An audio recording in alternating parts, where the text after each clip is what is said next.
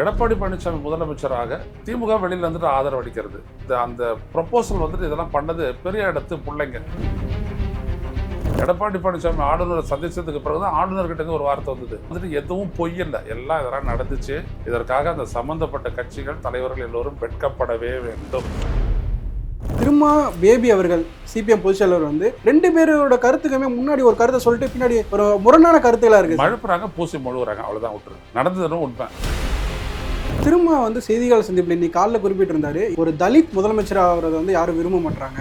உன்னை கேட்குறேன், இன்னைக்கு முதலமைச்சர் ஆனா யாரும் எதிர்கருத்துக்கு இருக்கிறாங்க. நீங்க ஏன் சார் ஒத்துக்கல? நீங்க ஒரு முறையும் கூட்டணின்னு நீங்க போயிட்டு இருக்கிறீங்க. தனிச்சு நீங்க நிரூபிக்கலையா? நீங்க தான் தமிழ்நாட்டில் 3வது பெரிய கட்சி. நிரூபிக்கும் போது தான் அது வரும். திராவிட முன்னேற்ற கழகம் சாதாரணம் இல்லைங்க. எம்ஜிஆர் வந்து பிரிச்சாரு. கடைசியில் எங்க இருக்குது இன்னைக்கு அந்த கட்சி? எப்படி இருக்குது அந்த கட்சி? ஏன் இது நிக்குது? ஏன் அது வந்துட்டு அப்படியே ஆடிக்கிட்டு இருக்குது? கொள்கை அடித்தளம். அவங்க கட்சியின் அதே ஆட்சியில் பங்கு அதிகாரத்தில் பங்கு தான் அவங்க கேட்குறாங்க. இப்போ அவங்ககிட்ட வாய்ப்பு வந்து ஏன் சார் நிராகரிக்கிறாங்க? கட்சிக்கு வந்துட்டு பெரும்பான்மை இல்லை. இதுதான் வந்துட்டு பாரதிய ஜனதா எதிர்பார்த்தது. நீங்க பாத்தீங்கன்னா அந்த தேர்தல் முடிவை நீங்க எடுத்து அனலைஸ் பண்ணீங்கன்னா பல விடயங்கள் தெரியும். ஸ்ரீரங்கம் தொகுதியில் ஒரு பூத்துல திமுக வேற 5 ஓட்டம். நம்பிக்கல நீங்க இதை எப்படி சாத்தியம் சொல்லுங்க பார்ப்போம். இவிஎம் முறைகேடுன்றீங்களா? 100% அதுதான் முறைகேடு. இவிஎம் இல்ல, முறைகேட்டுக்கானதே இவிஎம் தான். மீண்டும் அந்த இன்ஸ்டாகிராம் மீண்டும் வந்துட்டு இந்த குழந்தைகளை வச்சு பரப்புரை பண்ணாரு.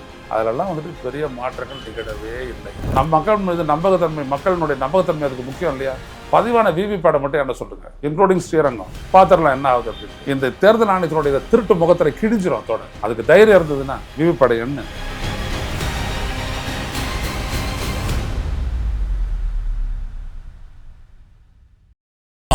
மசாலா எந்த சமையலும் ருசி தேடும் ரகசியம் 20 ரூபாய்.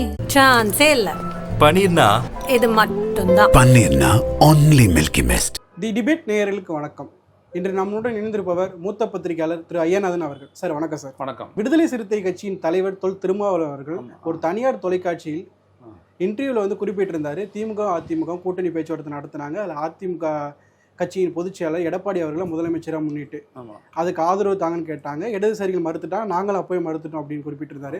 அதற்கப்புறம் அடுத்த நாளுக்கு வந்து அதாவது திருமாவளவன் அவர்களே முதலமைச்சராக முன்மொழிந்தாங்க திமுக அதிமுக அப்படின்னாங்க. இது எப்படி சார் பார்க்குறீங்க? ஆமாம், நிச்சயமாக அப்படி ஒன்று நடந்துச்சு. ஆனால் திமுகவும் அதிமுகவும் பேச்சுவார்த்தை நடத்துனாங்க கிடையாது.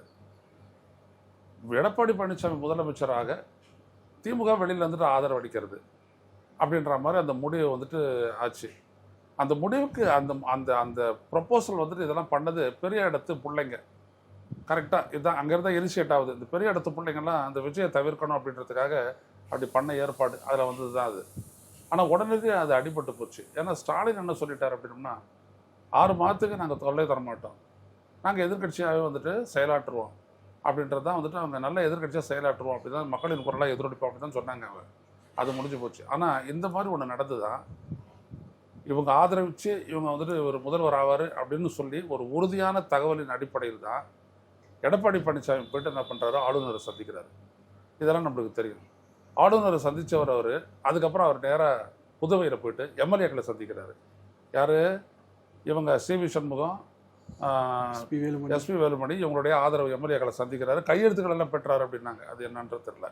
கையெழுத்து பெற்று வந்தாங்க. ஆனால் அதுக்குள்ள நிலைமை மாறி என்ன பண்ணிட்டாங்க அப்படின்னா, இது வந்துட்டு திமுக எல்லாத்துக்குமே வந்துட்டு படு கேவலமான ஒரு நிலையை ஏற்படுத்தும் அப்படின்றதுனால தான் பொது வேட்பாளராக நம்ம வந்துட்டு திருமாவை கொண்டு வரணும் அப்படின்னு சொல்லிட்டு அப்படி வந்துட்டு கொண்டு வந்தாங்க. அப்படி வந்ததுக்கும் வந்துட்டு பார்த்தீங்க அப்படின்னா எடப்பாடி கிட்ட தான் ஆதரவு இல்லை. அதுதான் சிவி சண்முகம் சொல்கிறாரு. அது ஒருபோதும் ஒத்துக்க மாட்டேன்னு சொல்கிறது மட்டும் இல்லை, அவர் ஒரு கேவலமான வார்த்தையை சொன்னார், அதை நான் சொல்ல விரும்பலை அப்படின்றதையும் வந்துட்டு சண்முகம் சொல்கிறாரு. இப்படிலாம் இருக்குது இன்னமும் இந்த தமிழ்நாட்டு அரசியல் வந்துட்டு இப்படி தான் இருக்குது இன்னமும்னு பார்த்துக்கங்க. கேவலமாக வந்துட்டு சித்தரிக்கக்கூடிய அளவு ஒரு தலைவரை வந்துட்டு இன்னமும் இருக்கிறாங்க. முடிஞ்சு போச்சு. அப்புறம் அது முடிச்சுட்டு அதுக்கப்புறம் அது முடிஞ்சிருது. இப்போ இந்த எடப்பாடி பழனிசாமி ஆளுநரை சந்திச்சதுக்கு பிறகு தான் ஆளுநர்கிட்ட ஒரு வார்த்தை வந்தது, 118ஓட திமுகவும் அதிமுகவும் சேர்ந்து ஆட்சி அமைக்கிறதுனா கூட நான் பதவி பிரமாணம் செஞ்சப்ப அவர் சொன்னார். அப்போ எல்லாம் வந்துட்டு எதுவும் பொய் இல்லை, எல்லாம் இதெல்லாம் நடந்துச்சு. இதற்காக அந்த சம்பந்தப்பட்ட கட்சிகள் தலைவர்கள் எல்லோரும் வெட்கப்படவே வேண்டும். ஆனால் திமுக மறுத்துக்கிட்டே இருக்காங்களே சார். திமுக சைடில் இல்லை, அது வந்து கான்செப்டாக அது வந்துட்டு அந்த சைடில் ஒப்புக்கொள்ளாமல் இவர் எப்படி போயிட்டு அந்த பார்த்தாரு. பேச்சுவார்த்தை அவங்களுக்குள்ள நடக்கலை, அது ஷுவர். அது மாதிரி ஒரு பேச்சுவார்த்தை நடக்கலை. அது அண்ணன் TKS இளங்கோன்னு சொல்கிறது ரைட்டு. ஆனால் அப்படி ஒரு மூவ் வந்துட்டு நிகழ்த்தப்பட்டது. அது அவங்களுடைய சம்மதத்தோடு நிகழ்த்தப்பட்டதா இல்லை 2வது நிலை லெவல்லேருந்து நிகழ்த்தப்பட்டதா அப்படின்றது வந்துட்டு கேள்விக்குறி. அதுலேயும் சில விஷயங்கள்லாம் இருக்குது, நம்மளுக்கு அது ஆதாரம் இல்லை, நம்ம அதனால சொல்கிறது இல்லை. திருமாவர்களே குறிப்பிடுறாரு, நான் தாவேக்காக்கு ஆதரவு கடிதம் கொடுத்த பிறகுமே 4:45 மணிக்கு நான் பிரஸை சந்திக்கிறதுக்கு முன்னாடி வந்து ஒரு கால் வந்துச்சு. ஆமா, அதுவும் ரொம்ப முக்கியம், நம்பிக்கைக்குரிய நபர் அவர் சொல்றாரு, அதிமுக சம்மதிச்சிட்டாங்க, நீங்க முதல்வராக முன்மொழிக்கிறோம் அப்படின்றப்ப திரும்ப மறுத்துட்டேன்னு சொல்றாரு, குறிப்பிடுறாரு. ஏன்னா சார் தொடர்ந்து இந்த அப்ரோச் வந்துகிட்டே இருக்கு? இல்லை, அதான் சொல்ல வரேன்னா, இப்போ இயல்பா ஒரு கட்சிக்கு வந்துட்டு பெரும்பான்மை இல்லை. இதுதான் வந்துட்டு பாரதிய ஜனதா எதிர்பார்த்தது. இந்த தேர்தலில் இவிஎம் வச்சு அவங்க செஞ்ச வேலை என்ன அப்படின்னா, டிஎம்கே ஓட்டு ஏடிஎம்கே ஓட்டு விஜய்க்கு ஷிஃப்ட் பண்ணி ஒரு தொங்கு சட்டப்பேரவையை உருவாக்குறது. இது இல்லாட்டி திமுக அப்சல்யூட்டாக வந்துட்டு இருக்கோம். நீங்கள் பார்த்தீங்கன்னா அந்த தேர்தல் முடிவை நீங்கள் எடுத்து அனலைஸ் பண்ணீங்கன்னா பல விடயங்கள் தெரியும். நான் 2 விடயங்களை மட்டும் நான் சொல்ல வரேன், அதை மட்டும் புரிஞ்சுக்கோங்க. ஒரு கட்சியினுடைய தலைவர் அவர் போன தேர்தலில் என்ன வாக்கு வாங்கினாரோ அதை விட கூடுதலாக வாங்குவார், இல்லை கொஞ்சம் குறைச்சி வாங்குவார். ஸ்டாலின் போன முறை 1 லட்சத்துக்கு மேலே ஓட்டு வாங்கினார். இந்த முறை அவருடைய ஓட்டு 30% குறைஞ்சிருக்குது. அதாவது தமிழ்நாட்டில் அப்படி ஒரு தொகுதியை டெவலப் பண்ணவே யாருமே டெவலப் பண்ணது கிடையாதுன்னு சொல்லக்கூடிய இடத்துல கொளத்தூரில் அவருடைய ஓட்டு பார்த்தீங்கன்னா ஒரு 30% வந்துட்டு குறையுது. அதிமுக ஓட்டு இன்னும் பயங்கரமாக குறைஞ்சி அந்த வேட்பாளர் வெறும் ஒரு 16,000 தான் ஓட்டு. இதை 2த்தையும் டிரான்ஸ்ஃபர் பண்ணுறாங்க. எதுக்கு? அதிமுகவுக்கு. அதிமுக தாவேகாவுக்கு டிரான்ஸ்ஃபர் பண்ணுறாங்க. இது ஒன்று. இன்னொன்று பார்த்தீங்க அப்படின்னா, இதை ஒன்று புரிஞ்சுக்கோங்க. இன்னொன்று நீங்கள் பார்த்தீங்க அப்படின்னா, பல தொகுதிகளில் சைதாப்பேட்டையில் இருந்துட்டு எல்லா இடத்துலையும் நீங்கள் பார்த்தீங்க அப்படின்னா, போன முறை திமுக வாங்கின ஓட்டை விட இந்த முறை 30% குறைவாக இருக்கும். அண்ணா திராவிட முன்னேற்ற கழகம் போன முறை வாங்கினதை விட 50%க்கு மேலே குறைவாக இருக்கும். அப்படியெல்லாம் ஒரு வாக்கு இழப்பு அதிமுக ஏற்படும். மேபி 10% இப்படி வேணால் ஏற்படாது. நீங்கள் நினச்சி பாருங்கள், இங்கே இந்த பார்க்கக்கூடிய நேரங்களே நீங்கள் நினச்சி பாருங்கள்.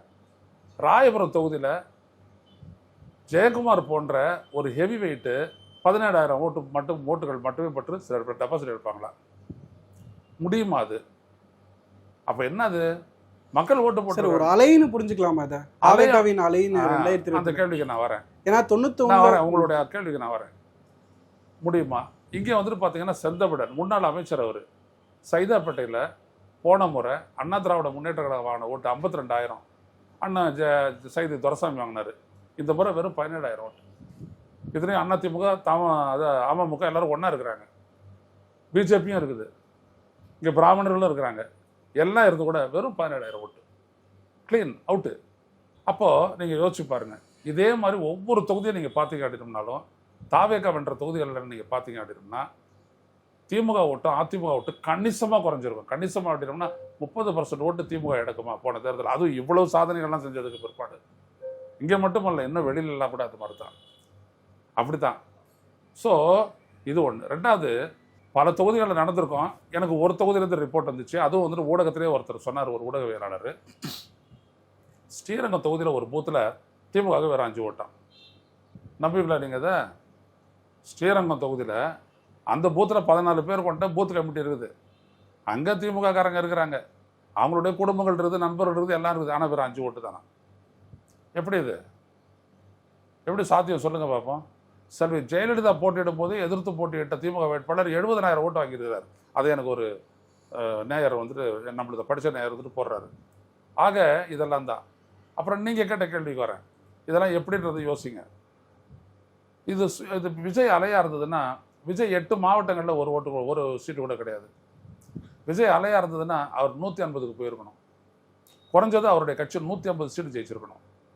108லலாம் வந்து நிற்காது. அதான் அலையினுடைய அர்த்தம் என்னன்னா 180+ அப்படின்றது தமிழ்நாட்டை பொறுத்த வரைக்கும் அலை. 150 கம்ஃபர்டபுள் பெரு வெற்றி, அவ்வளோதான். இது ரெண்டுமே விஜய் எட்டவே இல்லையே. அந்த இடத்துக்கு போகணுன்னா 45% ஓட்டு வாங்கணும். அலைன்னு ஒன்றத்தை உருவாக்கணும்னா 45% ஓட்டு வாங்கணும். அப்போ உங்களை விட 10% கம்மியாக தான் அடுத்தவங்க வாங்கியிருக்க முடியும்.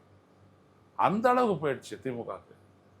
வெறும் 24.9% தான் திமுகனுடைய ஓட்டு. எங்கே நீங்கள் நினச்சி பார்ப்பீங்க? நீங்கள் அதை விட மோசமான அதிமுகவிடமிருந்து 49 லட்சம் ஓட்டு போன தேர்தலை விட 49 லட்சம் ஓட்டு அவங்ககிட்ட ஷிஃப்ட் ஆயிருது. திமுக கிட்ட 55 லட்சம் ஓட்டு போயிருது, வெளில ட்ரான்ஸ்ஃபர் ஆயிருது. எப்படி இதெல்லாம் சாத்தியம் சொல்லுங்க பார்க்கலாம். அப்போ இந்த அளவுக்கு ஆகுது அப்படின்னோம்னா அது ஸ்வீப்ல முடியலையே. அப்போது எல்லாமே பார்த்தீங்கன்னா இதெல்லாம் வச்சுக்கிட்டு திமுக மறுபடியும் வராது, இதெல்லாம் அதை வச்சுக்கிட்டு அப்படி ஒரு கூட்டணி சேர்றது அப்படின்றத இவிஎம் முறைகேடுன்றீங்களா? 100% அதுதான் முறைகேடு. இவிஎம் இல்லை, முறைகேட்டுக்கானதே இவிஎம் தான். இவிஎம்மை வச்சு ஒரு முறைகேடு பண்ணி தான் இந்த தேர்தல் முடிவு வந்திருக்குது. அங்கே மம்தா பானர்ஜி காலி, இங்கே ஸ்டாலின் காலி, அவ்வளோதான். பலர்லாம் கூட கேட்பாங்க அப்படின்னா அவங்க வந்துட்டு அதிமுக பாஜக அலையன்ஸ் வெற்றி பெற செய்யலாங்க. அவங்களுடைய நோக்கம் அது கிடையாது. அவங்க என்னைக்கு 27 சீட்டு தான் எடப்பாடி பழனிசாமி சொன்னாரோ அன்றைக்கே அவங்க விட்டுட்டாங்க அந்த விடயத்தை. அதனால தான் இங்கே அமித்ஷாவும் மோடியை வந்து பெருசாக பரப்புரைலாம் செய்யலை. அதுலேருந்து புரிஞ்சுக்கலாம் அவங்களுடைய நோக்கம் தமிழ்நாட்டில் திமுக கிட்டேருந்து தமிழ்நாட்டை பிடுங்கணும். பிடிக்கிட்டாங்க. இப்போ விஜய் கூட கொடுத்துருக்குறாங்க. விஜய் கூட வந்துட்டு எப்படின்னா ஒரு ஆக்சிடென்டலாக தான் அவங்க எதிர்பார்த்ததுன்னா ஒரு தொங்கு சட்டமன்றம், அதில் அவங்களுடைய விளையாட்டை காட்டலாம் அப்படின்றது தான் அவங்க நினச்சிது. ஆனால் அதையெல்லாம் தாண்டி அதிமுகனுடைய தோல்வி பயங்கரமாக ஆகிப்போச்சு, திமுகனுடைய தோல்வியும் அதே மாதிரி ஆகிப்போச்சு. ஸோ இந்த மாதிரி வந்துடுது. வந்த விஜயம் சும்மா இல்லாமல் என்ன பண்ணிட்டாரு, காங்கிரஸோட கூட்டணி போட்டுக்கிட்டு கூட்டணி ஆட்சி அமைச்சிட்டாரு. ஆனாலும் அவருக்கு என்ன இருக்குது, இப்போ தானே டெல்லி போகிறாரு இந்த மாதம் எண்டு, அப்போ அவருக்கு தெரியும். இல்லை, முன்னாள் முதல்வர் ஸ்டாலின் அவர்கள் குறிப்பிட்றாரு, நம்ம வந்து சோஷியல் மீடியாவிலேருந்து இதாக இருக்கோம், பின்னாடி இருக்கோம். இன்ஸ்டாகிராமில் வந்து நம்ம இன்ஸ்டாகிராம் ட்விட்டரில் வந்து நம்ம ஆதிக்கத்தை செலுத்தணும். தாவேக்கா வெற்றிக்கு வந்து அது ஒரு பெரிய இதாக இருக்குது, வெற்றியை புரிஞ்சிருக்கு. இன்ஸ்டாகிராமில் அவங்க அதிகமாக தாக்கம் செலுத்தியிருக்காங்க. அதே மாதிரி சிறுவர்கள் வந்து அவங்களுக்கு அதிகமாக ஓட்டு கேட்டிருக்காங்க. ஒரு வீட்லேயும் அவங்களுக்கு வந்து ஓட் பேங்கை டெவலப் பண்ணியிருக்காங்க தாவேக்காக்கு. அவர் நம்ம வந்து தவற விட்டோம் அப்படின்றாரு, குறிப்பிடுறாரு. இல்லை, அவர் சொல்லக்கூடிய விஷயத்தில் வந்துட்டு 50% உண்மை தான். தமிழ்நாட்டில் இருக்கக்கூடிய நான் சொல்லக்கூடிய பாப்புலேஷனில் வாங்க, விவசாயிகள், விவசாய தொழிலாளர்கள், பெண்கள், வியாபாரிகள், அப்புறம் வந்துட்டு நடுத்தர வர்க்கம், தமிழ்நாடு ஃபுல்லாக. இதில் வந்துட்டு இந்த இளைஞர்கள் மட்டும் எவ்வளோ பர்சன்டேஜ், எவ்வளோ பேர்கிட்ட இந்த இன்ஸ்டாகிராமை பார்க்கக்கூடிய பழக்கம் இருக்கும்? நீங்கள் சொன்ன அந்த 1,31,00,000 தாய்மார்களில் வந்துட்டு இன்ஸ்டாகிராம் பார்க்குறவங்க எவ்வளோ பேர் இருப்பாங்க? அவ்வளோ உங்களுடைய பலன்களையெல்லாம் பெற்றதுக்கு பிற்பாடு இன்ஸ்டாகிராமில் வந்ததை வச்சு ஓட்டு போடுவாங்களா? நகர மையங்களை சொல்லிக்கிறான், என் புள்ள என் பேரன் சொன்னால் ஓட்டு போட்டோன்னு. கிராமங்களில் அது நடக்குமா? இல்லை, தாவேக்கா அப்படியெல்லாம் அங்கெல்லாம் நடந்துருது அப்படின்னோம்னா நீங்கள் வந்துட்டு டெல்டாவில் அவ்வளோ ஜெயிச்சிருப்பீங்களா? புரியுதுங்களா? முதல்ல அடிப்படையாகவே நம்ம ஒரு விஷயத்தை புரிஞ்சுக்கணும். எல்லா விதமான பரப்புரையும் இருக்குது. தொலைக்காட்சியில் வந்துட்டு அதிகமாக வந்துட்டு நல்லா பண்ணது யார்? திமுக அதிமுக தான். இவர் தான் பரப்புரையே பண்ணவே போகலையே. இவர் போன இடத்துல கையாட்டிட்டுல அவர் திரும்பி வந்துட்டார். போகவே இல்லை விஜய் பல இடங்களுக்கு. ரத்து ரத்து ரத்து ரத்து. ஐயோ, அந்த மகன் ரத்து பண்ணிட்டாரா அப்படின்னு போட்டாங்களா ஓட்டு? விஜய் ஜெயிச்சதுக்கான காரணம் இதுதான் சொல்லுங்க பார்ப்போம். மீண்டும் மீண்டும் அந்த இன்ஸ்டாகிராமு, மீண்டும் மீண்டும் வந்துட்டு இந்த குழந்தைங்களை வச்சு பரப்புரை பண்ணார். அதிலெல்லாம் வந்துட்டு பெரிய மாற்றங்கள் நிகழவே இல்லை. நான் இன்றைக்கி அனலைஸ் பண்ணிட்டு தான் இருக்கிறேன். எல்லாத்தையும் வச்சுக்கிட்டு தெளிவாக தெரியுது, திமுக கிட்ட இருந்து 30% ஓட்டை வந்துட்டு ஸ்வாப்டு டுவர்ட்ஸ் தாவேகா. அதிமுக கிட்ட இருந்துட்டு அதே தான் பண்ணியிருக்கிறாங்க. ஆனால் அதை விட அதிகமாக அதிமுக ஓட்டு பேங்க்கில் வந்துட்டு ஒரு ஷிஃப்ட் ஆகி இந்தாண்ட விழுந்துருக்குது. குறிப்பாக அந்த பட்டியலின வாக்குகள் வந்துட்டு சென்னையை பொறுத்த வரைக்கும் ஒரு அதில் அதிகமாக அவங்களுக்கு வந்துட்டு தாவேக்காவுக்கு போயிருக்குது. ஆனால் அதே பட்டியலினத்து இளைஞர்கள் வாழக்கூடிய அதே இடத்துல தான் அம்மா அப்பாலாம் இருக்கிறாங்க. தொண்டு திமுக, அதாவது பலனை பெற்றவர்கள் யாரும் தூக்கி அப்படிலாம் பார்த்தோம்னா ஸ்டாலின் 74 ஓட்டு கூட வாங்கக்கூடாது இல்லையா? நான் சொல்கிறது விளங்குதுங்களா? வாங்கக்கூடாது. அது எப்படி வாங்குறாரு? அப்போ மற்ற இடங்கள்லாம் எப்படி 60 இடத்துல ஜெயிச்சாரு? ஏன் அங்கெல்லாம் இன்ஸ்டாகிராம் வேலை செய்யலையா? இல்லை, ஸ்டாலின் அவர்களே குறிப்பிடுறாரு. இல்லை, ஸ்டாலின் குறிப்பிடுறாருங்க. ஸ்டாலின் குறிப்பிட்றதுனாலே அது that cannot be validated that way. அப்படியே வச்சு நம்ம அதை வந்துட்டு மதிப்பு கொடுத்துட முடியாது, உண்மைன்னு சொல்லிட முடியாது. அவர் சொல்கிறாரு அது ஒரு காரணியாக இருக்கலாம், அதுவும் ஒரு காரணி, நான் மறுக்கவில்லை. ஆனால் பிரதான காரணி எது? ஒன்றும் வேண்டாம். இப்போ நான் சொல்கிறேன், ஸ்டாலின் தொகுதியிலேருந்துட்டு ஆரம்பித்து எங்கேயாவது ஒரு 50 தொகுதி மட்டும் எடுத்துக்கிட்டு இந்த தேர்தல் ஆணையம் நம் மக்கள் மீது நம்பகத்தன்மை, மக்களினுடைய நம்பகத்தன்மை அதுக்கு முக்கியம் இல்லையா? பதிவான விவிபேடை மட்டும் என்ன சொல்லுங்கள், இன்க்ளூடிங் ஸ்ரீரங்கம், பார்த்துடலாம் என்ன ஆகுது அப்படின்ட்டு. இந்த தேர்தல் ஆணையத்தினுடைய திருட்டு முகத்திரை கிழிஞ்சிரும் அதோட. மறுபடியும் நான் சொல்ல வரேன், அதுக்கு தைரியம் இருந்ததுன்னா விவிபேடை எண்ணு. விவிபேடை எண்றதுக்காக தான் விவிபேடை தனியாக கொண்டு வந்தது 2013. அப்போ 2013 போயிட்டு அப்படிலாம் என்ன 3 நாள் ஆகும், 8 நாள் ஆகும், ரிசல்ட்டுக்கு 3 மாதம் ஆகும்னு சொல்லிட்டு இவங்க கதை பண்ணி ஸ்டே வாங்கிட்டு வந்தாங்க. இந்த விடயமெல்லாம் வந்துட்டு எல்லா 1-2 இல்லை, தேர்தல் ஆணையத்திற்கு மீது கிட்டத்தட்ட 2009 1999 முதல் முறையாக இந்த வாக்கு மிஷின் மேலே ஓட்டு போட்ட முதல் ஆடு சுப்பிரமணியன் சாமி, அப்புறம் அத்வானி, அதுக்கு முன்னாடி சந்திரபாபு நாயுடு, அதுக்கு முன்னாடி ஜெயலலிதா, அதுக்கு முன்னாடி சிட்டிசன்ஸ் கமிஷன் ஃபார் எலெக்ஷன்னு உச்சநீதிமன்றத்தினுடைய நீதிபதியாக இருந்த மதன் பி லோகூர் தலைமையிலான த சிட்டிசன்ஸ் கமிஷன் ஃபார் டெமோக்ரஸி அப்படின்ற அமைப்பு பல கேஸ் போட்டிருக்குது, பெட்டிஷனை போட்டிருக்குது உச்சநீதிமன்றத்தில். Association for democratic reforms ADR அவன் போட்டிருக்கிறான். காமன் காசஸ் ஓட்டு போட்டிருக்கிறான், கேஸ் போட்டிருக்கிறான். எதுக்குமே உச்சநீதிமன்றம் இது பண்ணலையே, அது அப்படியே தேர்தல் ஆணையத்தை வந்துட்டு பாதுகாக்குது. இப்போ சொல்றாரு, அன்னைக்கு திபங்கர் ஜட்டா அப்படின்ற உச்சநீதிமன்ற நீதிபதி சொல்றாரு, இந்த தேர்தல் ஆணையம் சுதந்திரமானது அல்ல, தேர்தல் ஆணையம் சுதந்திரமானது இல்லைன்னா ஜனநாயகம் இல்லைன்னு அர்த்தம் சொன்னாரு. நான் செய்தியை போட்டிருக்கிறேன்னு. சார் நான் பாஜக ரெட்டலைக்கில் வெற்றி பெற்றிருக்கலாம்ல சார், ஒரே ஒரு இடத்துல தான் வெற்றி பெற்றிருக்காங்க. அப்படி எல்லா இடத்துலையும் அவங்களால திருட்டுத்தனம் பண்ண தமிழ்நாட்டில் பாஜக ஆட்சியை பிடிச்சது நம்புவீங்களா? இல்லை, கடந்த முறை 4 தொகுதியில் வெற்றி பெற்றாங்க, இப்போ ஒரே ஒரு தொகுதி தான், அதோட ஓட் பேங்கும் குறைஞ்சிருக்காங்க. அதெல்லாம் ஓட் பேங்க் வந்துட்டு பாஜக அது ஒன்றும் குறையல தெரியுமா, தோத்துருக்குறாங்க, குறையல. ஏன்னா அவங்க ஒரு ஃபார்மேட்டைஸ் பண்ணுறாங்க. அதாவது திஸ் ஹாஸ் பின் வெப்பனைஸ்ட் அப்படின்னாரு எம்ஜி தேவசகாயம். அதான் கருத்தில் கொள்ளணும். அதாவது பாஜக வந்துட்டு தேர்தல் ஆணையம் பாஜகனுடைய தலைமை அங்கே தான் கனெக்ஷன். அவங்க தமிழ்நாட்டு தேர்தலை எப்படி பார்க்குறாங்க, முதல்ல திமுகவை தூக்கு, அதான் ஃபஸ்ட்டு ப்ரியாரிட்டி, அதை அவங்க செய்கிறாங்க. அதில் அவங்களுடைய கட்சி கேஷுவாலிட்டி ஆச்சுன்னா, இப்போ நீங்கள் சொல்கிறீங்க பார்த்தீங்களா, அவங்களையே ஜெயிக்க வச்சுருக்கலாமே, அவங்க வேட்பாளரையே அவங்க விட்டுட்டாங்க. அவங்களுக்கு இப்போ தேவையே இல்லை. அவங்களுக்கு தேவை ஒரு நம்பகத்தன்மை. அதில் அவங்க தோற்றதில் ஒரு நம்பகத்தன்மை கொடுக்குதில்ல, இந்த எலக்ட்ரல் ப்ராசஸ் மேலே உங்களுக்கு ஒரு நம்பகத்தன்மை வருதில்ல, இது தான் ரொம்ப முக்கியம். ஒரு இடத்துல இப்படி தான் நடக்குது. எஸ்ஐஆர் நடத்தினாங்க, எவ்வளோ பேரை தூக்குனாங்க சொல்லுங்கள். இதெல்லாம் வந்துட்டு எல்லா கட்சியும் 97 லட்சம் வாக்காளர்கள் தமிழ்நாட்டில் நீக்கப்பட்டார்கள். ஸ்டாலின் தொகுதியில் மட்டும் 1,09,000 பேர், 1,10,000 பேர் நீக்கப்பட்டாங்க. செத்து போனவங்க ஒரு 20,000 பேர் ஓட்டு, மற்ற 80,000 பேர் என்னாச்சு, 90,000 பேர் என்னாச்சு? சரி, எவ்வளோ பேர் திரும்பி எடுத்தா திமுக சேர்த்தது? எவ்வளவு பாருங்கள் இடர்பாடுகள். நீங்கள் சாதாரண விஷயம்லாம் கிடையாது. இதெல்லாம் நல்லா அழகாக திட்டமிட்டு ரொம்ப, அதாவது நம்மளாம் இங்கே பேசிக்கிட்டு தேர்தலில் பிரச்சாரத்தில் ஈடுபடுறாங்க, அவங்க வேற மாதிரி ஈடுபடுறாங்க. Anything can be weaponised. Simple loading அப்போ வந்துட்டு எதுக்கு போடணும், அந்த ஓட்டு எங்கே போயிட்டு விடணும் அப்படின்றதெல்லாம் அவங்க டிசைட் பண்ணான். உட்காந்து பேசுங்க ஐயா பொன்ராஜ் கிட்ட. அவர் சொல்லுவார் சிம்பிள் லோடிங் அப்போ என்ன நடக்குது, அந்த கோடிங் பண்ணி அதை எப்படி மாற்றலாம் அப்படின்றதெல்லாம் அவர் விளக்குவார். நான் என்ன ஆதாரப்பூர்வமாக எடுத்து தானே இந்த புத்தகத்தையே நான் எழுதினேன். 150 பேஜ் ஆதாரங்களின் அடிப்படையில் தான். ஆதாரங்கள்லாம் எங்கே இருந்தது? பெரும்பாலும் தேர்தல் ஆணையத்தோட இணையதளத்தில் தான் நான் எடுத்து எழுதினேன். வேறு எங்கேருந்து வெளியில் இருந்துட்டுலாம் நான் ஒன்றும் பண்ணலையா? எவ்வளோ தானே எவ்வளோ ஜேர்னலிஸ்ட் பண்ணியிருக்காங்க தெரியுமா வேலை? அந்த அடிப்படையில் தான். நம்ம இதெல்லாம் மறந்துட்டு வேற ஏதாவது சொல்லிட்டு இருக்கிறோம்.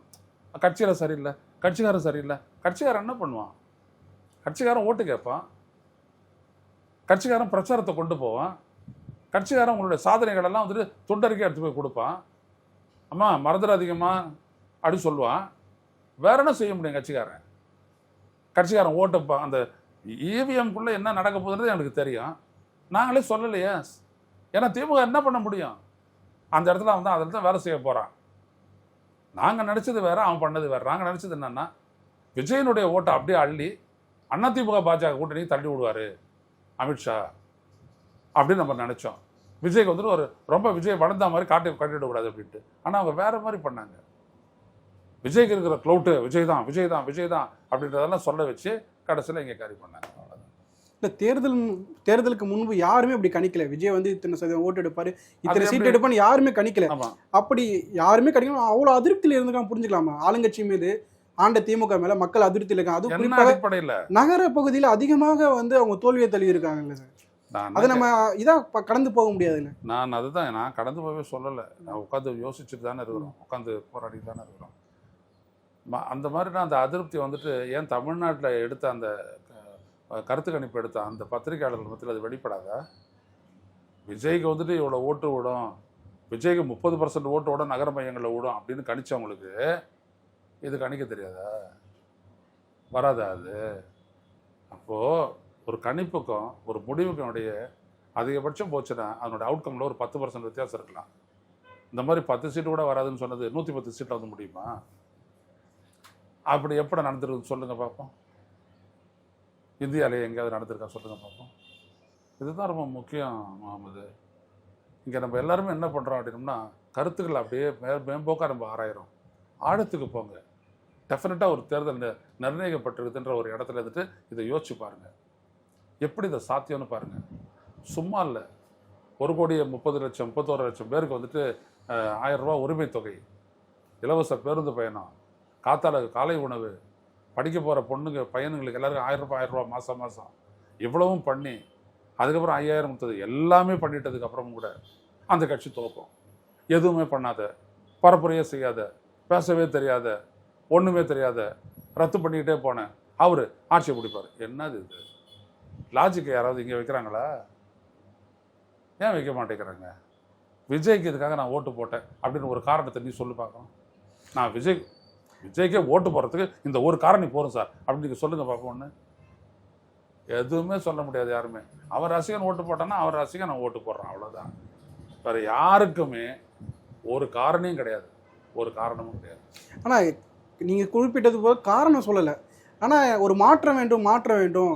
திமுகவுக்கு போட்டால் அதிமுக ஓட்டு போட்டாச்சு, நாம் தமிழருக்கும் ஓட்டு போட்டோம், இவர் புதுசாக வராரு, இவருக்கு ஒரு வாய்ப்பு தருவோம் அப்படின்னு தான் பல பேர் குறிப்பிட்டாங்க. புதுசாக வராரு, நீங்கள் உங்களுக்கு உடம்பு சரியில்லை, தொடர்ந்து ஒரு கஷ்டத்தில் நீங்கள் இருக்கீங்க, சளி கட்டிக்கிட்டே இருந்து போக மாட்டேங்குது, ஒரு டாக்டர்கிட்ட போனீங்க, மாத்திரை கொடுத்தாரு, ஆன்டிபயோட்டிக் கொடுத்தாரு, சரியாகல. இன்னொரு டாக்டர்கிட்ட போகிறீங்க, அங்கேயும் போயிட்டு பார்த்தீங்கன்னா சரியாகல. சரி, ஒரு மாற்றத்துக்காக நம்ம ஒரு என்ஜினியர்கிட்ட காட்டலாம் உடம்புன்னு போவீங்களா? அந்த லாஜிக் தானே இங்கே இருக்குது. கொட்டை போட்டவங்கெல்லாம் அரசியலில் இருக்கிறாங்க, ஒன்றும் தெரியாதவனை வந்துட்டு மாற்றத்துக்கு ஓட்டு போடுவீங்களா நீங்கள்? அது ஓட்டு போட்டவங்க சொல்கிற சால்ஜாப்பு. விஜயால் என்ன பண்ண முடியும் அப்படின்றதுக்கு அவருடைய அரசியலே அத்தாட்சியாக முன்னாடி இருக்கும்போது மீன் அரிப்புக்கும் மண் அரிப்புக்கும் வித்தியாசம் தெரியல. 10 லட்சம் கோடி கஜானா இருந்துட்டு போயிடுச்சு. நான் கட்சியார் என்ன சொல்கிறேன் பாருங்க, தொடச்சி எடுத்துகிட்டு போயிட்டாங்களாம். கீர்த்தனை அப்படி தானே சொன்னாங்க நேற்று. அவங்களுக்கு ஏதாவது புரிதல் இருக்குமா? அவங்களுக்கே அவ்வளோதான் புரிதல். இவர் என்ன சொன்னார், கஜானா காலி. அப்போ இப்படிலாம் அனுப்புகிற அந்த பணம்லாம் எங்கேருந்து வந்துச்சு? இந்த ஆளுங்கட்சி தேர்தலை சந்திக்கிறதுக்கு முன்னாடி ஒரு இடைக்கால பட்ஜெட், இன்டரிம் பட்ஜெட் தாக்கல் பண்ணி 1.25 மணி நேரம் தங்கம் தென்னரசு நிதியமைச்சர் பேசி என்னன்னா அப்படின்றத சொன்னாரு. இதெல்லாம் தெரியுமா அவருக்கு? குறிப்பிடுறாரு, அப்பயே கடன் இருந்துச்சு குறிப்பிட்டோம் அப்படின்னு குறிப்பிடுறாரு. அப்புறம் இவரை வந்துட்டு மாற்றத்துக்கு வந்துட்டு அப்போ வந்துட்டு இந்த நகர மையங்கள் எல்லாம் ஓட்டு போட்டவன் தற்குறி, படித்த தற்குறி, உயர் நடுத்தர வர்க்க தற்குறின்னு ஒத்துக்கிறீங்களா? கிராமத்தில் இருக்கிறவன் தற்குறியா? அவனுக்கு தெரியாத விவசாயத்துக்கு வந்துட்டு என்ன பண்ணிச்சு ஏது பண்ணிச்சு அப்படின்ட்டு புரியுதுங்களா? கரெக்டாக இந்தாண்ட பார்த்தீங்க அப்படின்னா நேர் எது ரிசல்ட். தஞ்சாவூரில் தாவேகா, அப்படியே பக்கத்தில் இருக்கிற ஒரத்த நாட்டில் திமுக. இல்லை, ராமநாதபுரம் மாவட்டம் 3 தொகுதியில் திமுக, சிவகங்கையில் 4 தொகுதியிலும் தாவேகா. பக்கத்து மாவட்டம் தான். எப்படி மக்கள் மத்தியில் வந்துட்டு ஒரு நீங்கள் எடுத்து பாருங்க, ஒரு தேர்தலை நீங்கள் எடுத்து பாருங்க, இந்த மாதிரி கலப்படமாக வராது, வச்சு அடிச்சு தள்ளிகிட்டே போகும். தமிழ்நாட்டில் முதல் முறையாக ஒரு கட்சி வந்துட்டு மைனாரிட்டியாக ஆட்சிக்கு வருது அப்படின்னா இப்போ தான். சரி, 2006 இல்லையா? 2006 அது ஒரு கூட்டணிங்க. திமுக 96 ஜெயிச்சது, காங்கிரஸ் எவ்வளோ 26 35 அப்புறம் பாட்டாளி மக்கள் கட்சி, கம்யூனிஸ்ட் கட்சிகள் ரெண்டும் எல்லாம் கூட்டி பாருங்க, 160 165 வரும். புரியுதுங்களா? அந்த கூட்டணி அது வெற்றம் கூட்டணி. இது ஜெயலலிதா அதுக்கு ப்ரிஃபர்டு. அவங்க என்ன பண்ணாங்க, இது மைனாரிட்டி அரசு. மைனாரிட்டி கவுத்து, நான் தான் கேட்டேன், மைனாரிட்டி அரசு தானே, கவுத்துற வேண்டியது தானே அப்படின்னு கேட்டேன். பத்திரிகையாளராக தான் இருக்கிறேன். சும்மா ஒப்புக்கனாச்சும் அதை பேசிட்டு இருக்காதீங்க மேடம், கவுத்துருங்க. ஏன் மைனாரிட்டி அரசு ஆட்சியில் இருக்கணும்? ஒரு நம்பிக்கையில் திருமணம் கொண்டாந்தாங்களா அவங்க? 2006 ஏதோ ஒரு நம்பிக்கையில் திருமணம் கொண்டாந்தாங்களா ஜெயலலிதா? ஏன் கொண்டாடல? மைனாரிட்டி அரசு தானே. இப்போ இதுக்கு எதிராக மைனாரிட்டி, இதுக்கு நம்பிக்கையில் திருமணம் கொண்டாந்து இது என்ன ஆகிடும்? திமுக கொண்டாச்சுன்னா டப்பா டான்ஸ் ஆடிட்டோம் விஜய்க்கு, தெரியுமா? அதிமுக தரப்புலேருந்து 25 பேர் சப்போர்ட் பண்ணுறாங்க. வரட்டும், அப்போ அந்த பக்கம் வரணும். அவங்களுடைய ஆட்சியை நிலைக்கணும், அவங்களுடைய பதவி நிலைக்கட்டும், அதுக்கப்புறம் அதை பார்ப்போம். இல்லை, ஃபஸ்ட்டு தாவேக்கா நாங்கள் இந்தியா அலையன்ஸில் பேச மாட்டோம்னாங்க. அதுக்கப்புறம் இப்போ அதிமுகவோட சப்போர்ட்டை கேட்குறாங்க, அவங்க சப்போர்ட் கொடுத்துருக்காங்க. இப்போ திமுக கூட்டணியிலேருந்து சிபிஐ, சிபிஎம், விசிக்கெல்லாம் அங்கே திமுக கூட்டணியில் தான் இருக்கும். ஆனால் தாவேக்காக்கு வெளியே இருந்து ஆதரவு தெரிவிச்சிருக்கோன்னு சொல்லியிருக்காங்க. இப்போ அதிமுக உள்ளே வந்து அவங்க அமைச்சர் பட்டியல் இடம்பெற்ற இவங்களோட நிலைமை எப்படி சார் இருக்கும்? ஒன்றும் கிடையாது, அதெல்லாம் பற்றி அவங்க கண்டுக்க மாட்டாங்க. அமைச்சர் பதவி தானே கூட அப்படின்வாங்க. என்ன நடக்குது தெரியுமா? அப்படி ஊழல் கீழல் பண்ணணும், ஒரு ஆட்டம் ஆடிடலாம் அப்படின்னு நினச்சிங்கன்னா அதெல்லாம் எரேஸ் பண்ணுங்கன்னு அவங்க வந்துட்டு அந்த வார்த்தைகளை எரேஸ் பண்ணுவாங்க. ஒரு 5 பேர் அமைச்சரானாங்கன்னா என்ன பண்ணணும்னு பண்ணுறது தெரியும். ஏங்க சோஃபா முன்னாடி வந்தது, சோஃபா ஏங்க முன்னாடி வரணும்? நவாப்னா இருக்கா இல்லையா? அது நவாப்லாம் அந்த இல்லை உதயநிதி ஸ்டாலின் அதான் குறிப்பிட்டிருந்தாரு, புஷ்பா பட பாணியில் போயிருக்கு சோஃபா அப்படின்னு. நவாப் நாற்காலின்னு ஒரு படம் வந்துச்சு, அது நினைவு வரும், ஜெய்சங்கர் நடிச்ச படம். ஒரு நாற்காலி ஒன்று ஏலத்துக்கு வரும், எவனோ ஒருத்தன் ஏலத்தை எடுத்துகிட்டு போயிடுவான். ஆனால் அது ஒருத்தருக்கு மட்டும் தான் தெரியும் அது உள்ள பணம் வச்சிருக்கிறாரு நவாப் வச்சுட்டு போனார் அப்படின்னு. அப்படியே கைமாறினார். சில ஏலம் போட்டோன்னு அந்த நாற்காலியை தேடி தேடி பெரிய ஒரு பிரம்ம பிரயர்த்தனம்னு சொல்லுவாங்களே பிராமண மொழியில், அந்த மாதிரி பண்ணிட்டு கடைசியில் வருவாங்க. ஏய் என்னடா இருக்குது இந்த நாற்காலியிலன்ட்டு ஓட்டத்தில் கடைசியில் என்ன பண்ணிடுவார், ஒரு வாழை எடுத்துட்டு ஒரு சண்டை போடுற மாதிரி டப்பர்னு ஒரு வெட்டி வச்சு அப்படி கலைச்சி விடுவார் பாருங்க, பணமாக பறக்கும். அன்னைக்கு நவாப் நாற்காலி, இன்னைக்கு நவாப் சோஃபா செட்டு. அதானே இவர் தான் சொல்கிறாரு, எரேஸ் பண்ணிட்டு வாங்கன்றாரு. சார் இந்த 25 எம்எல்ஏ ஆதரவு தெரிவிச்சிருக்காங்கல்ல, இப்போ அவங்க தகுதி நீக்கம் செய்ய வாய்ப்பு இருக்கா, இல்லை சட்டப்படி என்ன சார் நினைக்கலாம்? அது நீதிமன்றத்துக்கு போட்டோம், நீதிமன்றத்தால் மட்டும்தான் அதை பண்ண முடியும், தேர்தல் ஆணையத்தால் அதை பண்ண முடியாது. சபாநாயகர் பண்ணலாம், அவர் பண்ண மாட்டார். அவர் அதிமுக 1 அதிமுக 2ன்னு அவர் சொல்லிடுவார் அவர். ஆனால் நீதிமன்றம் தான் அது முடிவெடுக்கும். நீதிமன்றம் முடிவெடுறதுக்கு 1.5 வருஷம் 2 வருஷம் ஆகும். எல்லாம் கணக்கு போட்டு தான் செய்கிறாங்க. திரும்ப செய்தியாளர் சந்திப்பில் இன்னைக்கு காலைல குறிப்பிட்டிருந்தாரு, இது பெரியார் மண் அப்படின்னு குறிப்பிட்டாங்க. ஒரு தலித் முதலமைச்சர் ஆகிறத யாரும் விரும்ப மாட்டாங்க அப்படின்னா தமிழ்நாட்டில் இதுதான் நிகழ்தா சார்? அவனை கேட்குறேன், திருமா அவர்கள் இன்னைக்கு முதலமைச்சர் ஆனா யார் எதிர்க்கிறதுக்கு இருக்கிறாங்க? நீங்கள் ஏன் சார் ஒத்துக்கல? அப்போது அவங்க 2 பேரும் ஆதரிக்கிறேன்னு சொல்லும்போது நீங்கள் ஒத்துக்கிட்டு இருந்தீங்கன்னா இன்னைக்கு பார்த்துட்டு இருக்கலாம்ல தலித்தை ஒத்துக்கிறாங்களா இல்லையான்ட்டு. எடப்பாடி பழனிசாமி சொன்னாருன்னு அவங்க சொல்கிறாங்க இல்லையா? எடப்பாடி பழனிசாமி அப்புறம் ஒத்துக்கிட்டாருன்னு வேறு சொல்கிறாங்க. ஒத்துக்கிட்ட உடனே நீங்கள் போயிட்டு ஆகிட்டு இருந்தீங்கன்னு வச்சுக்கோங்க. அப்படி ஒத்துக்கலைன்னா எப்படி சார் பொது தொகுதியிலேருந்து உங்களுடைய கேண்டிடேட் ஜெயிக்கிறாங்க? திரும்ப தமிழ்நாட்டு அரசியலில் பண்ண மாற்றமே பட்டியலிடத்து மக்களை பிரதிநிதிகளாக ஏற்றுக்கொள்ளக்கூடிய அளவிற்கு ஒரு சிந்தனை மாற்றத்தை செய்தார் அப்படின்னு நான் சொல்லுவேன். ஒரு தலித் அப்படியே ஒரு முதலமைச்சர் ஆகிட்டாரு, ஒரு பிரசிடென்ட் ஆகிட்டாரு, அதெல்லாம் வச்சு எம்பவர்மெண்ட் கிடையாது. எம்பவர்மெண்ட் அப்படின்றது என்னது? அதிகாரமயமாக்கல். அந்த மக்கள் உயரிய பொறுப்புகளுக்கு வரணும், அதிகாரமிக்க பதவிகளுக்கு வரணும், அவ்வளோதான். ஏன் வரக்கூடாது? நீங்கள் ஒரு முறையும் கூட்டணின்னு நீங்கள் போயிட்டு இருக்கிறீங்க, தனிச்சு நீங்கள் நிரூபிக்கலையா? நீங்கள் தான் தமிழ்நாட்டில் 3வது பெரிய கட்சி, நிரூபிக்கலையா ஐயா? நிரூபிக்கும் போது தான் அது வரும். உங்கள் தலைமையில் நான் விஜய் வந்தவொடனே நான் சொன்னேன், விஜய், திருமா, சீமான், தமிழக வாழ்வுரிமை கட்சி வேல்முருகன், இவங்க 4 பேர் ஒரு அணி ஆனாங்கன்னா அது ஒரு பெரிய சேலஞ்சாக இருக்குன்னு சொன்னேன். செஞ்சீங்களா நீங்கள்? இப்போ இதே ஆட்கள்லாம் ஒருத்தரை சந்தித்து ஆட்சி பதவியில் உட்கார்றாரு. இதே விஜய் செஞ்சாரா? இதே திரும்ப அதுக்கு போனாரா? இதே சீமானும் திரும்ப ஒத்து போனாங்களா? இல்லையே. நீங்கள் ஒரு நிலையான ஒரு மாற்றை ஏற்படுத்தக்கூடிய முயற்சியிலே ஈடுபடாமல் ஒரு பெரும் மாற்றம் ஏற்படணும்னு எதிர்பார்க்கறது எப்படி சரியாகும்? சொல்லுங்க பார்ப்போம். திராவிட முன்னேற்ற கழகம் சாதாரணம் இல்லைங்க. எப்படியாப்பட்ட போராட்டங்கள், இந்த மக்களினுடைய ஒரு எதிர்பார்ப்பையும் நிறைவேற்றி அது போராட்டமாக வந்துருக்குது. எம்ஜிஆர் பிரிச்சாரு, கடைசியில் எங்கே இருக்குது இன்னைக்கு அந்த கட்சி? எப்படி இருக்குது அந்த கட்சி? ஏன் இது நிற்குது? ஏன் அது அப்படியே ஆடிக்கிட்டு இருக்குது? கொள்கை அடித்தளம். உட்காந்து யோசிச்சானா போதும், திமுக வருவான். அது நடக்குதா இல்லையா? இன்னைக்கு அவங்க போடுறாங்கல்ல, இன்னைக்கு அவங்க போடுற ஷார்ட்ஸு எல்லாமே அது பேசுது இல்லை? எப்படி இந்த இடத்துக்கு நம்ம வந்தோம் அப்படின்னு வரும்போது விஜய் போன்ற முன்னாள் அப்படின்னு யாராவது இருக்கிறாங்களா? இல்லைல்ல. அப்போ எல்லாமே என்ன அப்படின்னம்னா கற்பனாவாதங்கள் தான். Reality is different. Dravida Munnetra Kazhaga அரசுன்றது எத்தனை முறை எப்படிலாம் செஞ்சுருக்குது. அதிமுக ஆட்சி இருந்தபோது என்னென்ன நடந்திருக்குது. இவ்வளவு நடந்ததுன்னா இந்த உச்சாணி கும்பல இருக்கிற இளைஞன் தான் இன்னைக்கு ஐடிலையும் மட்டவன் இருந்துட்டு மாற்றி போட்டதை சொல்கிறான். இல்லை தலித் முதல்வர் ஆகிறத தமிழக அரசியல் ஏற்க மாட்டேதா, இல்லை தமிழக மக்கள் ஏற்க மாட்டாங்க? அப்படிலாம் யாரும் இல்லைங்க. நான் தான் சொல்லிட்டேன். அதுக்கு பதில் அப்புறம் பொது தொகுதியில் எப்படி விசிக வேட்பாளர் ஜெயிக்கிறான்? இப்போ திண்டிவனத்தில் நின்னாரு. இல்லை அவரே அதை குறிப்பிடுறாரு வேற. அது அவர் முரணா இருக்காது. அவருக்கு முரண் தான். நான் தான் சொல்றேன். நேத்து ஒரு சிதம்பரம் தொகுதியில் ஜெயிச்ச உடனே என்ன சொன்னாரு? எனக்கு பட்டியலிடத்து மக்கள் மட்டும் தான் ஓட்டு போட்டாங்க. ஓட்டு போட்டு நான் ஜெயிக்க முடியுமா? முடியாது. அப்போ எனக்கு எல்லாரும் தானே ஓட்டு போட்டாங்க அப்படின்னாரு.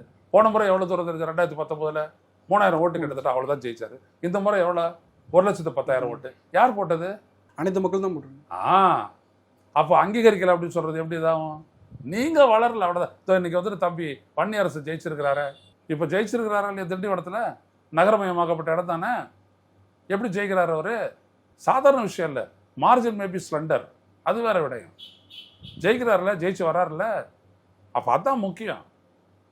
இங்கே நடந்தது என்னன்னா, ஒரு கூட்டணி திருமாவளவனுடைய முக்கியமான கோரிக்கை என்னன்னா, ஒரு கூட்டணியில் விடுதலை சிறுத்தைகள் இடம்பெற்று அவங்கள ஒரு 2 பேர் அமைச்சரானாங்கன்னா இன்னும் அந்த சிந்தனை மாறும். ஏன்னா அவங்க வேலை செய்வாங்க போய். அவங்க கட்சியின் அதே ஆட்சியில் பங்கு அதிகாரத்தில் பங்கு தான் அவங்க அவங்க கேட்குறாங்க. பண்ணிக்கிட்டு தான். இப்போ அவங்ககிட்ட வாய்ப்பு வந்து ஏன் சார் நிராகரிக்கிறாங்க? இல்லை, இப்போ அவங்க நின்று ஜெயிச்சது அதான் சொல்கிறாரு, நியாயம் சொல்கிறாரு. நான் நின்று ஜெயிச்சது எல்லாமே திமுக கூட்டணியில். நான் எப்படி அங்கே போயிட்டு பண்ண முடியும்? நான் ஒரு கூட்டணிக்கு 2வது அவர் வந்து விஜயை வந்து எதிர்த்து கடுமையான சொற்கள் சொல்லியிருக்காரு. விஜய் இந்த மாதிரி திமுகவால் பாஜகவால் களமிறக்கப்பட்டவர் அப்படின்னு.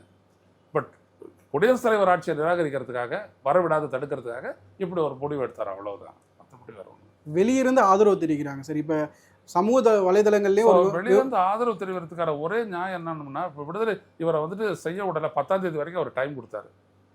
கொடுத்துட்டு அவர் சனிக்கிழமை புறப்பட பார்த்தாரு. ஆர்லேக்கார் வந்துட்டு கேரளாவுக்கு. விஜய் வந்துட்டார் அதுக்குள்ள 3 ஆதரவோட. உடனே இவர் திருப்பி வராரு, அப்புறம் இவரு திருப்பி வராரு. வந்து சந்திச்சு அதுக்கப்புறம் தான் முடிவாகுது எல்லாமே. ஞாயிற்றுக்கிழமை பதவியேற்பு. அந்த ஞாயிற்றுக்கிழமை சாயந்தரத்துக்குள்ள இது நடக்கலன்னு வச்சுக்கோங்க. சனிக்கிழமை நடந்துருச்சு, நான் ஞாயிற்றுக்கிழமை பதவி நடக்கலன்னு வச்சுக்கோங்க. 11ஆம் தேதி காத்தாலும் அவர் குடியரசுத் தலைவர் ஆட்சிக்கு அவர் பரிந்துரைப்பட்டு போயிட்டே இருப்பார். அவர் அதைத்தான் தடுக்கிறதுக்கு இவர் இப்படி பண்ணாரு. திருமாவளவன் தான் கடைசியில் 4:30 மணிக்கு அந்த பதவி ஆதரவு கடிதத்தை கொடுக்குறாரு. ஸோ திருமாவளவன் செய்தது என்ன அப்படின்னம்னா, அரசியல் ரீதியாக எடுத்த நிலைப்பாட்டில் இருந்துட்டு வேற ஒரு நிலைப்பாட்டை அவர் எடுத்து ஜனநாயகத்தை காப்பாற்றி இருக்கிறாரு. தமிழ்நாட்டை பாரதிய ஜனதா புறவழியாக வந்து கைப்பற்றுவதை தடுத்து நிறுத்தி இருக்கிறாரு. அதான் முக்கியம். அவங்களும் இடதுசாரிகளும் முஸ்லீம் லீக் ஏன் ஆதரிக்குது சொல்லுங்க பார்ப்போம். அதுக்காக தான் சார் இந்த திருமா பேபி அவர்கள் சிபிஎம் பொதுச்செயலாளர் வந்து திருமா அவர்கள் தனியார் தொலைக்காட்சி குறிப்பிடும்போது கூட்டணி பேச்சோட திமுக அதிமுக சொல்கிறாங்க. அதுக்கப்புறம் வந்து இப்போ செய்தியாளர் சந்திப்பில் வந்து அது காசிப்பு, என்னோட நண்பர்கள் வட்டாரத்தில் பேசப்பட்டுச்சு அப்படின்றாங்க. பேபி அவர்களுமே முதல்ல குறிப்பிடும்போது கூட்டணி பேச்சுவார்த்தை சொல்கிறாங்க. அதுக்கப்புறம் ஒரு மதுரையில் ஒரு செய்தியாளர் சந்திப்பில் வந்து இல்லை அப்படின்ற 2 பேரோட கருத்துக்குமே முன்னாடி ஒரு கருத்தை சொல்லிட்டு பின்னாடி ஒரு முரணான கருத்துக்களாக இருக்குது. மழுப்புறாங்க, பூசி மழுவுறாங்க, அவ்வளோதான். விட்டுரு. நடந்ததுன்னு உண்மை. அந்த பெரிய இடத்தை விட்டு பிள்ளைங்கள்லாம் சேர்ந்து பண்ண ஏற்பாடு தான் அது. பெரிய தலைங்களுக்குள்ளே வந்துட்டு அதில் மாறுபாடு வந்துருச்சு. ஸோ அது ஒரே நாளே அது செல்வாயிடுது, அது அடிபட்டு போயிடுது. அதுக்கப்புறம் தான் திருமாவளவன் அப்படின்ற அடுத்த ஆப்ஷனை அவங்க யோசிக்கிறாங்க. அந்த ஆப்ஷனுக்கு வந்துட்டு எடப்பாடி பழனிசாமி ஒத்துக்கலை. அதை போட்டு உடச்சிட்டாரு சண்முகம். அப்புறம் என்ன இருக்குது? ஸோ இவங்கெல்லாம் மழுப்புறாங்க, அது மட்டும் உண்மை. எனக்கே தெரியாது, நல்லா நடந்துச்சு இப்படியெல்லாம் ஒரு ஏற்பாடு. தாவேக்கா அமைச்சர் வந்து இலக்கா ஒதுக்கலை, யாருக்கு என்ன இலக்கான்னு. இப்போ ஒதுக்கின பிறகுமே இப்போ 10 பேருக்கு வந்து மீதி இருக்கிற நபர்களுக்கு ஒதுக்காமல் இருக்காங்க. இது என்ன காரணம்? ஏன் தாமதம்? ஒருவேளை அதிமுக உள்ள வந்தாலும் அவர்களுக்காக ஒதுக்குறதுக்காக வச்சிருக்காங்களா? ஏன் இவ்வளோ தாமதம்? நல்லதெல்லாம் வந்துட்டு வச்சுட்டு கூப்பிடுறாங்க. அது பாரு, ஆயத்தீர்வு இன்னும் ஒதுக்கலை, டிரான்ஸ்போர்ட் இன்னும் ஒதுக்கலை, இன்னும் முக்கியமான பல துறையில் ஒதுக்கலை, வாங்க எடுத்துக்கங்க அப்படின்னு சொல்லிட்டு அவர் கூப்பிட்டுட்டு இருக்கிறாருன்னு அர்த்தம். விஜய் ஒரு இன்விடேஷன் கொடுத்துருக்காரு. என்ன ஆகுது அப்படின்றது எல்லாம் அடுத்த வாரம் தெளிவாயிடும். அடுத்த வாரம் எல்லாம் தெளிவாயிடும். ஓகே சார், நன்றி சார்.